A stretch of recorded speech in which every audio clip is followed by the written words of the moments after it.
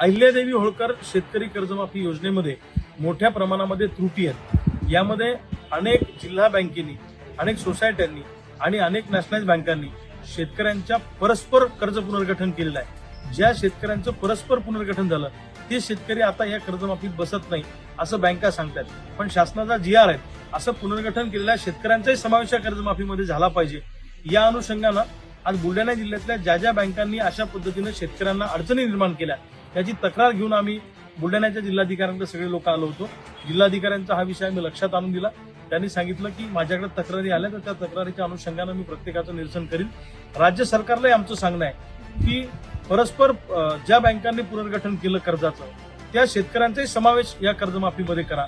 Regular कर्ज भरणाऱ्या शेतकऱ्यांना 50,000 नाही तर 2 लाख रुपयाचं अनुदान त्या ठिकाणी दिलं पाहिजे।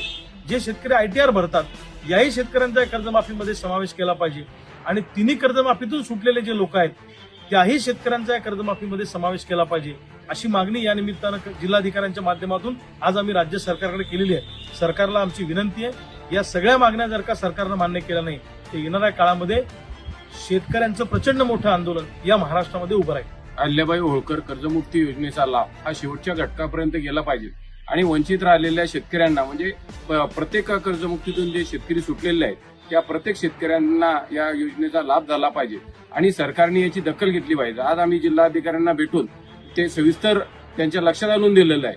पण जर सरकार याची दखल घेत नसेल तर शेतकऱ्याच्या रोषाला सरकारला समोर जावं लागणार आहे। तरी सरकारने लवकरात लवकर दखल घेऊन हा शेतकऱ्यांचा प्रश्न मार्गी लावावा, शेवटच्या घटकापर्यंत शेवटच्या शेतकऱ्यापर्यंत त्याला योजनेचा लाभ मिळाला पाहिजे अशी आज आम्ही मागणी केली।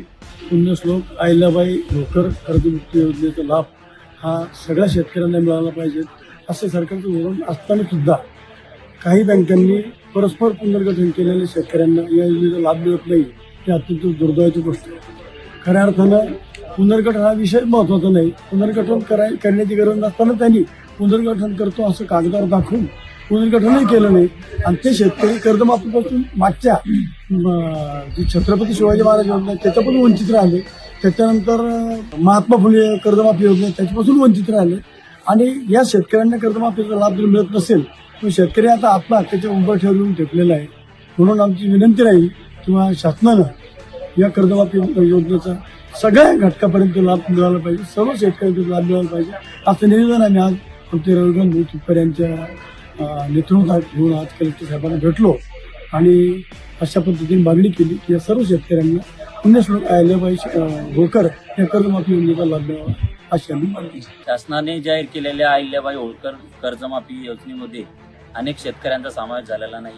यामध्ये जिल्हा केंद्रीय बँकेचे जे पुनर्गठित शेतकरी आहे या शेतकऱ्यांना या शासनाच्या कर्जमाफीपासून वगळण्यात आलं आहे। त्या संदर्भात आज रविकांतजी तुपकर यांच्या नेतृत्वात आम्ही जिल्हाधिकारी यांची भेट घेतलेली आहे, त्यांच्यासोबत सविस्तर चर्चा केलेली आहे। ज्या शेतकऱ्यांचं पुनर्गठन केलं त्यांना यातून वगळण्यात आलं।